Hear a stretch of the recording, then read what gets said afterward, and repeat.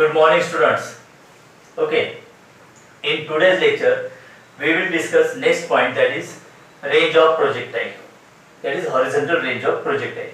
Okay, देखिए यहाँ पर suppose at the point O, that is known as point of projection. यहाँ पर एक object हम consider करते हैं, that is known as projectile. Now, when projectile is projected with velocity of projection u, okay, so it will move along this trajectory, that is curved path in the air. So O point is point of projection, u is velocity of projection. Now that velocity of projection makes an angle theta with the horizontal, so that the velocity of projection resolves into two components, horizontal component ux and vertical component uy. Now ये तो हमें पता है यहाँ पर कि ux मतलब horizontal component क्या होता है, u cos theta, and vertical component uy is equal to u sin theta, right? Now what is known as horizontal range of projectile? It is denoted by capital R, that is horizontal range. इसका meaning क्या होता है, देखिए, horizontal range of projectile is the distance between the point of projection, मतलब O point, okay, and the point on the same horizontal level where the projectile returns, okay, by following the trajectory or curved path. That distance is known as horizontal range. मतलब horizontal range मतलब क्या होता है? It is simple, the distance between point of projection to the point of landing. अब O point और C point एक ही horizontal plane पर है, मतलब that is on x axis. Okay, तो OC is equal to horizontal range. That is straight line distance between O and C. Okay, so this distance is along x axis. So यहाँ पर लिखा है, देखिए, x is equal to r, OC is equal to r. ठीक है.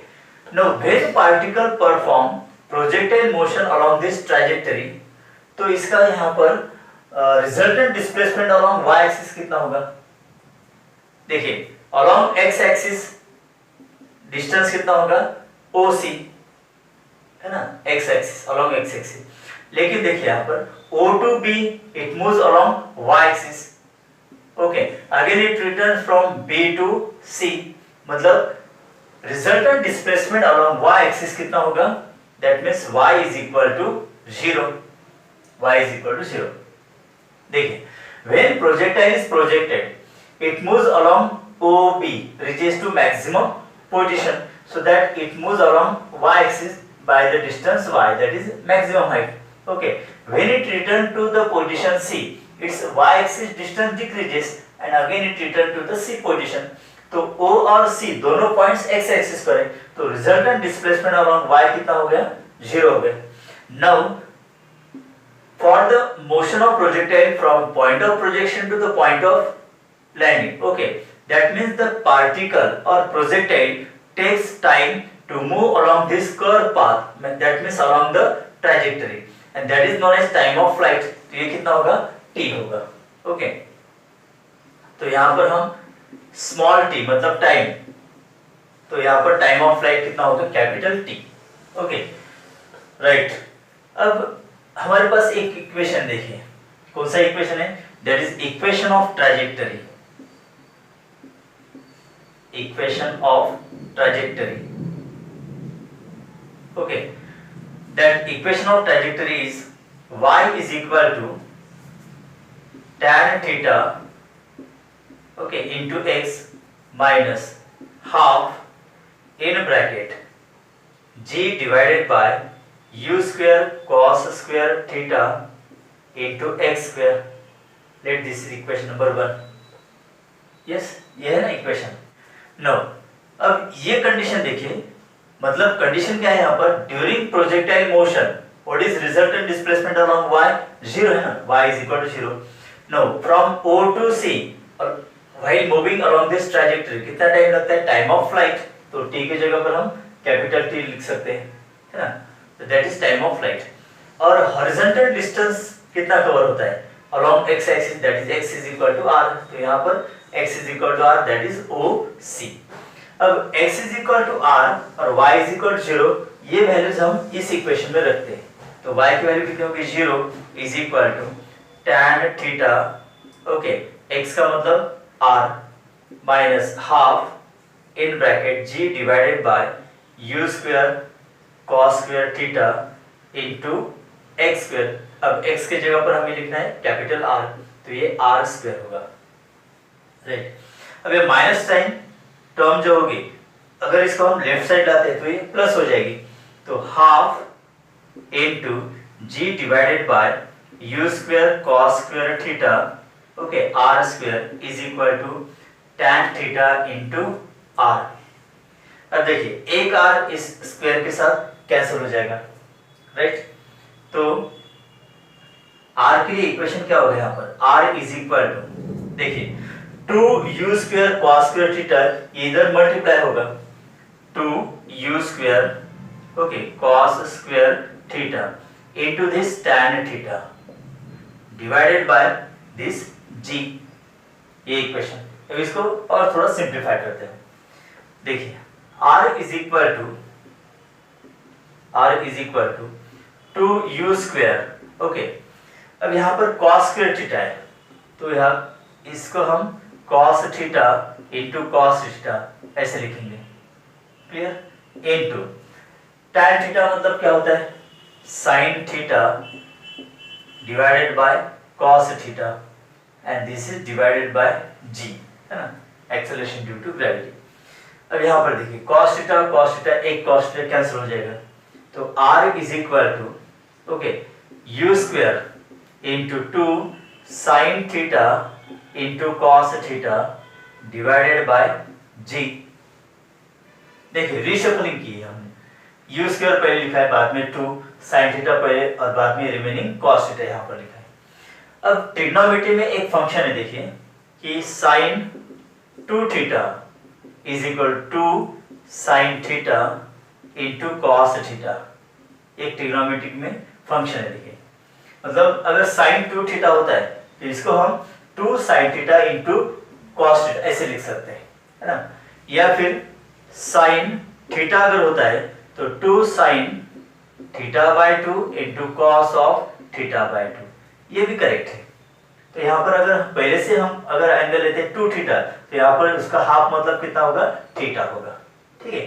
तो यहाँ पर एक स्टेप आ गई, देखिए 2 sin थीटा cos थीटा, ये वाली स्टेप, तो इसको डायरेक्टली हम अब लिख सकते हैं ना sin 2 थीटा, तो ये इक्वेशन ऐसे बन जाएगा r is equal to u square, okay, sin 2 theta divided by g। Let this is equation number 2 and this equation gives the expression for horizontal range of projectile, okay। तो OC is the horizontal range, that is capital R। तो उसके लिए formula क्या तैयार होता है यहाँ पर, u square sin 2 theta divided by g।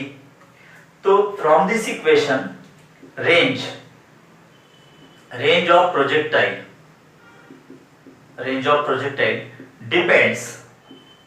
depends upon, okay, depends on। अब यहाँ पर 3 फिजिकल क्वांटिटीज है, देखिए u मतलब velocity of projection, theta angle of projection and g acceleration due to gravity. अब g की वैल्यू तो ऑलमोस्ट कांस्टेंट रहेगी किसी एक प्लेस के ऊपर, पर्टिकुलर प्लेस पर, है ना, g की वैल्यू वो तो ज्यादा चेंज नहीं होगी, 9.8 या फिर राउंडेड ऑफ 10 मीटर पर सेकंड स्क्वायर। तो mostly range of projectile 2 physical quantity के ऊपर ही डिपेंड होती है, that is angle of projection and velocity of projection। So range of projectile depends on velocity of projection and angle of projection, that is u and theta, right student।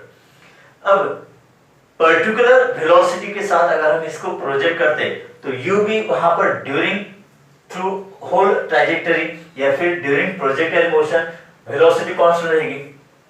तो mostly range होती है that depends upon angle, और यहाँ पर कौन सा function है, sin theta, sin 2 theta. तो sin फंक्शन पर रेंज डिपेंड करती है, ओके।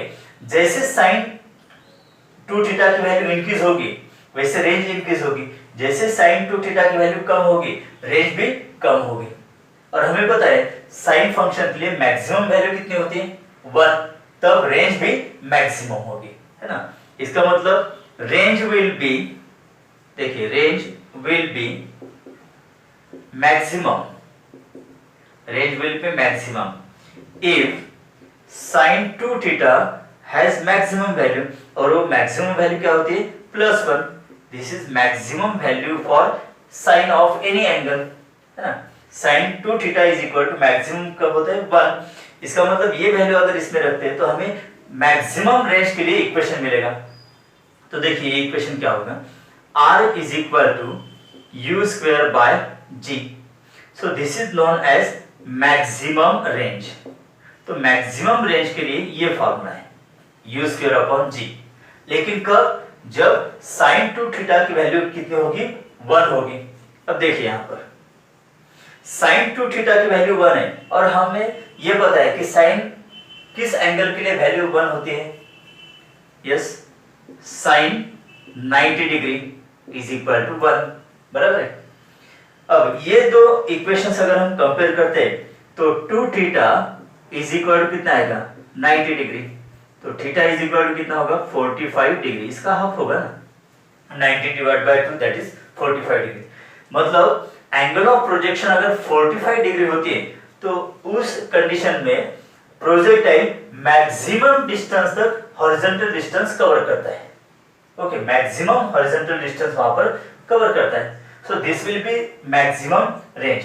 ओके, तो देखिए अगर हमें ऑब्जेक्ट है, ओके प्रोजेक्ट है, और कुछ पर्टिकुलर वेलोसिटी के साथ उसको अगर प्रोजेक्ट करना है तो उतने कांस्टेंट वेलोसिटी के साथ अगर प्रोजेक्ट करना है और मैक्सिमम डिस्टेंस तक उसको थ्रो करना है तो हमें किस एंगल से उसको थ्रो करना चाहिए, that will be 45 degree. Right student, अगर किसी भी ऑब्जेक्ट को, प्रोजेक्टाइल को अगर हम 45 डिग्री से उसको प्रोजेक्ट करते हैं तो ये मैक्सिमम डिस्टेंस कवर करता है, that is known as maximum range. देखिए जब क्रिकेटर्स बाउंड्री लाइन पर मतलब बॉल को रोकता है और उसको कहां फेंकना होता है, तुरंत बॉलर के पास या फिर विकेट कीपर के पास। तो उस इस तरह से फेंकेगा ऊपर की तरफ नहीं, ऊपर की तरफ अगर फेंकता है तो वहीं पर आकर बॉल गिर सकता है, या फिर कम एंगल से भी थ्रो नहीं कर सकते बिकॉज नजदीक गिर जाएगा। तो इसलिए उसको मैक्सिमम डिस्टेंस मतलब ज्यादा दूर फेंकना होता है, राइट, बॉल को। तो क्या करेगा, फिर इस एंगल से थ्रो करेगा बॉल। तो ये एंगल अप्रोक्सीमेटली कितना होता है, 45 डिग्री। तो ध्यान दीजिए कि अगर हमें पर्टिकुलर वेलोसिटी के साथ मैक्सिमम डिस्टेंस उसको थ्रो करना है तो एंगल ऑफ प्रोजेक्शन कितना होना चाहिए, 45। अगर एंगल ऑफ प्रोजेक्शन 45 होता है तो देखिए थीटा की जगह पर अगर हम 45 रखते तो 45 × 2 कितना होगा, 90, और sin 90 के लिए वैल्यू मैक्सिमम रहती है 1, तो ये रेंज भी मैक्सिमम रहेगी। ओके, अब g की वैल्यू तो कांस्टेंट है, थीटा मतलब मैक्सिमम रेंज के लिए हम थीटा कितना लेने वाले हैं, 45, ये तो फिक्स है। अब मतलब ये तो टर्म्स कांस्टेंट हो गई, मतलब mainly range is directly proportional to velocity of projection. अगर एंगल हम फिक्स रखते हैं 45 डिग्री से थ्रो करना है तो मैक्सिमम रेंज पर जाएगी। तो अगर और मैक्सिमम डिस्टेंस तक उसको थ्रो करना है तो यहाँ पर क्या बढ़ाना होगा, velocity of projection. Okay student, तो वेलोसिटी ऑफ प्रोजेक्शन अगर हम इंक्रीज करते हैं तो फिर डिस्टेंस बढ़ा सकते हैं, राइट। लेकिन कुछ पर्टिकुलर वेलोसिटी ऑफ प्रोजेक्शन है, सपोज 20 मीटर पर सेकंड, अगर उस वेलोसिटी के साथ उसको मैक्सिमम डिस्टेंस तक थ्रो करना है तो एंगल ऑफ प्रोजेक्शन कितना चाहिए, yes it is 45 degree. Right student, इसलिए आर मैक्स का फॉर्मूला क्या होगा, दैट इज मैक्सिमम रेंज के लिए u स्क्वायर बाय g, ये फॉर्मूला होगा for maximum range of projectile. ठीक है स्टूडेंट, नो। अब इसके बाद देखिए एक पॉइंट यहां पर डिस्कस करना है हमें, horizontal range of projectile is same for two angles theta and pi by 2 minus theta। Okay, इस दो एंगल के लिए रेंज ऑफ प्रोजेक्टाइल सेम होती है, बट एक कंडीशन कौन सी यहाँ पर, in both angles with the both angles velocity of projection same होनी चाहिए, that means projectile should projected with same velocity. अब एक एग्जांपल देखिए, थीटा की वैल्यू अगर हम 45 लेते हैं, 45 डिग्री, ओके, तो दूसरा एंगल क्या होगा यहाँ पर, पाई बाय 2 माइनस थीटा। तो π/2 मतलब कितना 90 माइनस 45, तो ये भी एंगल कितना होगा 45 डिग्री। ठीक है, तो 45 डिग्री के लिए रेंज तो मैक्सिमम रहेगी। देखिए यहाँ पर हम डायग्राम निकालते हैं। Suppose this is point of projection, और अगर हम 45 डिग्री के साथ किसी ऑब्जेक्ट को यहाँ पर मतलब प्रोजेक्टाइल को अगर प्रोजेक्ट करते हैं, ठीक है, तो ये मैक्सिमम रेंज कवर करता है। सो this is maximum range, R max कहेंगे हम इसको। और यहाँ पर एंगल कितना होगा, दैट इज 45 डिग्री, राइट। अब इन दो एंगल के लिए, एंगल अगर 45 है तो यहाँ पर आर मैक्स होगा, लेकिन एंगल अगर 30 डिग्री 20 डिग्री है, ओके, तो उनके लिए रेंज सेम होती है या नहीं, ये हमें यहाँ पर पहले प्रूव करना होगा। देखिए, for angle of projection, angle of projection, okay, theta लेते हैं। पहला एंगल कौन सा है, यहाँ पर थीटा, ओके। तो रेंज के लिए फॉर्मूला ये है यहाँ पर, R is equal to u square sine 2 theta divided by G। Let this equation is equation number 3, okay, in sequentially this is equation number 3। Now अब एंगल हमें दूसरा लेना है, that is it should be 90 minus theta या फिर π/2 minus theta, okay. For angle of projection, angle of projection, अब ये angle होगा सपोज थीटा डैश, इसकी वैल्यू है π/2 minus theta, okay, π/2 minus theta, 90 minus theta. तो इसके लिए रेंज सपोज यहां पर लेते हैं हम r डैश, तो इसके लिए फॉर्मूला क्या होगा with respect to this equation, u square sine 2 theta dash divided by g। देखिए थीटा की जगह पर हमने कौन सा एंगल लिया है यहाँ पर, थीटा डैश, तो इसको कंप्लीट करते हैं। u square sine, okay, 2 in bracket, theta dash की जगह पर क्या लिखना है अब हमें, π/2 minus theta, right, divided by g। Now r dash is equal to u square sine 2, okay, in bracket. अब इसको कंप्लीट करते हैं, मतलब cross multiplication, pi minus 2 into theta 2 theta divided by 2, okay, and ये डिवाइडेड बाय g। अब यहाँ पर 2 cancel होगा, तो ये u square sine in bracket pi minus 2 theta divided by g, right. तो r डैश के लिए इक्वेशन क्या होगा यहाँ पर, u स्क्वायर, ओके, इनटू, अब साइन पाई माइनस 2 थीटा के लिए क्या लिख सकते हैं, ओके।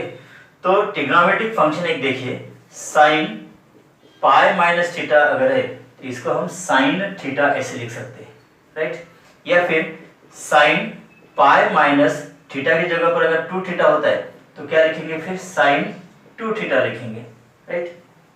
तो यहाँ पर एक स्टेप आ गई, देखिए साइन पाई माइनस 2 थीटा, तो साइन पाई माइनस 2 थीटा के लिए हम साइन 2 थीटा लिख सकते हैं, तो ये होगा sine 2 theta divided by g। Let this equation is number 4। अब ध्यान दीजिए इक्वेशन नंबर 3 क्या है, r is equal to u square sine 2 theta divide by g, और equation number 4 r dash is equal to u square sine 2 theta upon g, मतलब right hand side same है। जब angle of projection theta था तब range कितनी थी यहाँ पर, r थी, ओके। जब एंगल ऑफ प्रोजेक्शन अगर हम लेते π/2 माइनस थीटा, तब उसके लिए रेंज कितनी आ गई, r डैश होगी। तो इसके लिए इक्वेशन क्या आता है, u square sine 2 theta upon g, right hand side same है, मतलब दोनों एंगल के लिए r रेंज और r डैश दोनों रेंज सेम होंगे ना, तो r is equal to r dash. इसका मतलब क्लियर होता है कि अगर एंगल थीटा होता है और दूसरा एंगल होगा π/2 माइनस थीटा, तो दोनों एंगल के लिए रेंज सेम होती है। इसका मतलब आपको समझ में आ रहा है क्या कि एंगल थीटा और π/2 माइनस थीटा, इस दोनों एंगल के लिए रेंज कैसे रहेंगी, सेम रहती है। जैसे देखिए एंगल थीटा यहाँ पर लेते हैं हम 10 डिग्री, ओके, एंगल थीटा कितना 10 डिग्री। अब π/2 की वैल्यू मतलब क्या होता है, 90 डिग्री, 90 डिग्री माइनस 10 डिग्री कीजिए कितना होगा, 80 डिग्री। तो इन दो एंगल्स के लिए रेंज सेम होती है, ठीक है। देखिए सपोज यहाँ पर एंगल ऑफ प्रोजेक्शन हम कितना लेंगे, 10 डिग्री, तो 10 डिग्री के लिए सपोज यहाँ पर प्रोजेक्टाइल आके रुकता है, ठीक है। तो 10 डिग्री के लिए ये रेंज यहाँ पर होती है।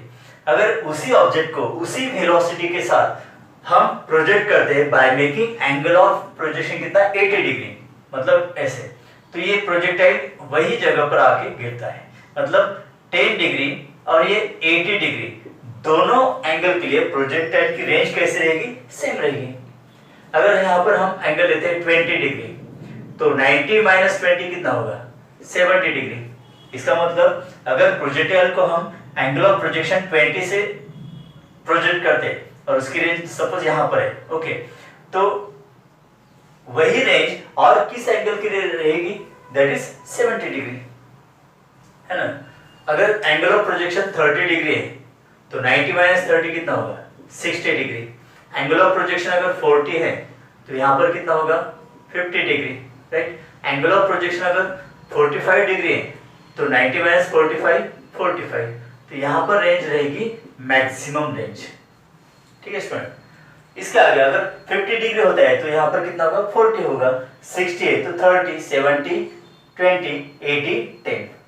तो ये दो एंगल्स यहाँ पर है, थीटा एंड π/2 माइनस थीटा, तो दोनों के लिए रेंज सेम रहेगी।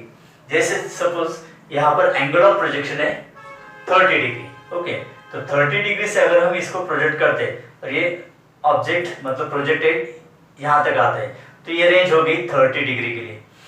30 डिग्री और 90 माइनस 30 मतलब कितना, 60, तो 60 डिग्री एंगल से अगर उसी ऑब्जेक्ट को मतलब प्रोजेक्टाइल को और उसी वेलोसिटी ऑफ प्रोजेक्शन के साथ अगर प्रोजेक्ट करते हैं हम, तो यहाँ पर आके गिरता है। मतलब 30 डिग्री और 60 डिग्री दोनों के लिए रेंज कैसी रहेगी, सेम रहती है। Okay student, so these two angles are known as complementary angle, complementary angles, okay. तो यहाँ पर अगर बेसिक लेवल पर एमसीक्यू अगर आ जाता है कि 10 डिग्री का कॉम्प्लीमेंट्री एंगल कितना है, तो निकालने के लिए फॉर्मूला कौन सा है हमारे पास, 90 माइनस थीटा या फिर π/2 माइनस थीटा, ओके। तो 10 डिग्री अगर यहाँ पर एंगल ऑफ प्रोजेक्शन है तो उसका कॉम्प्लीमेंट्री एंगल मतलब और एक एंगल जिसका रेंज ऑफ प्रोजेक्टाइल और इस एंगल का रेंज ऑफ प्रोजेक्टाइल दोनों के लिए सेम हो जाता है, okay. The two angles for which the horizontal range of projectile is same, such two angles is known as complementary angles. तो कॉम्प्लीमेंट्री एंगल्स क्या होंगे, थीटा एंड π/2 माइनस थीटा। अगर देखिए एंगल ऑफ प्रोजेक्शन यहाँ पर है 35 डिग्री, कितना, 35 degree angle of projection है, तो इसका कॉम्प्लीमेंट्री एंगल कितना होगा, such that for that angle also horizontal range is same। तो यहाँ पर कैसे निकालेंगे हम इसको, 90 माइनस 35 डिग्री, ओके। तो इसका डिफरेंस कितना आएगा फिर students, it is 55 degree, right, ये 55 डिग्री आता है। तो 35 का कॉम्प्लीमेंट एंगल कितना हो गया, 55। वैसे 40 का कॉम्प्लीमेंट्री एंगल 50, ओके, 70 का कॉम्प्लीमेंट्री एंगल 20, 45 का कॉम्प्लीमेंट्री एंगल 45। मतलब एंगल हमें पता है तो उसका कॉम्प्लीमेंट्री एंगल निकालने के लिए फॉर्मूला कौन सा होगा, 90 माइनस थीटा या फिर π/2 माइनस थीटा, ओके स्टूडेंट। तो इस तरह से ये भी पॉइंट हमारा क्लियर होता है कि horizontal range of projectile is same for two angles theta and π/2 minus theta, लेकिन प्रोजेक्टेड विद सेम वेलोसिटी होनी चाहिए, राइट स्टूडेंट्स।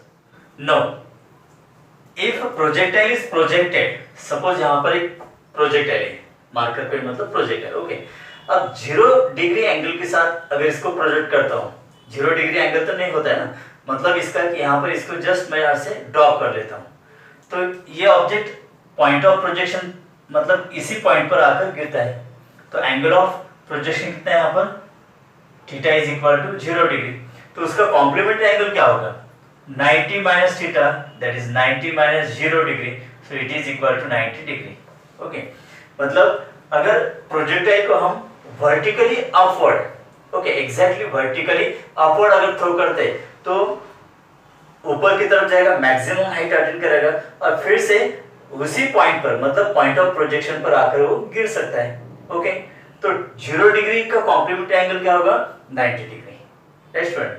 तो यहाँ पर रेंज कितनी होगी, फिर 0 होगी। देखिए रेंज के लिए फॉर्मूला क्या होगा, u² sin 2 theta upon g। अगर थीटा की वैल्यू हम लेते हैं 0, तो 2 इंटू 0 0, साइन 0 की वैल्यू 0 होगी, तो रेंज 0 होगी ना, मतलब प्रोजेक्टाइल मोशन, तो प्रोजेक्टाइल की रेंज क्या होगी यहाँ पर, वहीं पर होगा projectile at the point of projection. अगर थीटा की वैल्यू हम 90 डिग्री लेते हैं तो 90 इंटू 2 180, साइन 180 की वैल्यू फिर से कितनी होती है, 0 होती है, तो फिर रेंज कितनी होगी, 0 होगी। ओके, अगर ऑब्जेक्ट को हम vertically exactly vertically upward direction में मूव करते हैं तो ऑब्जेक्ट मैक्सिमम हाइट पर तक पहुंचेगा, ठीक है, और फिर से उसी पॉइंट पर मतलब पॉइंट ऑफ प्रोजेक्शन पर आकर वो गिर सकता है, right. So this is also one type of projectile motion because that motion is strictly along the y axis. तो यहां पर क्या होगा, सिर्फ वर्टिकल कंपोनेंट होगा। देखिए अगर हम प्रोजेक्टाइल को ऊपर की तरफ फेंकते हैं ऐसा, ठीक है, विद द प्रोजेक्टाइल मोशन, तो यहां पर इसका रिजोल्यूशन नहीं होगा because it is strictly moving along और प्रोजेक्टर अलोंग वाई एक्सिस। तो यहां पर सिर्फ वर्टिकल कंपोनेंट होगा, दैट इज u और u sin theta, right student. तो sin थीटा मतलब sin थीटा की वैल्यू कितनी होगी यहाँ पर 90 degree, sin 90 is equal to 1, तो u मतलब उतना ही मैग्नीट्यूड वहां पर होगा, राइट। तो यहाँ पर फिर क्या होगा, वही ऑब्जेक्ट मैक्सिमम हाइट अटेन करेगा और फिर से उसी पॉइंट पर आकर गिरेगा। So that is the point of projection. तो वहां पर हॉरिजॉन्टल डिस्टेंस होगा क्या, हॉरिजॉन्टल डिस्प्लेसमेंट ऑफ प्रोजेक्टर नहीं होगा, मतलब रेंज कितनी होगी, 0 होगी, राइट स्टूडेंट्स।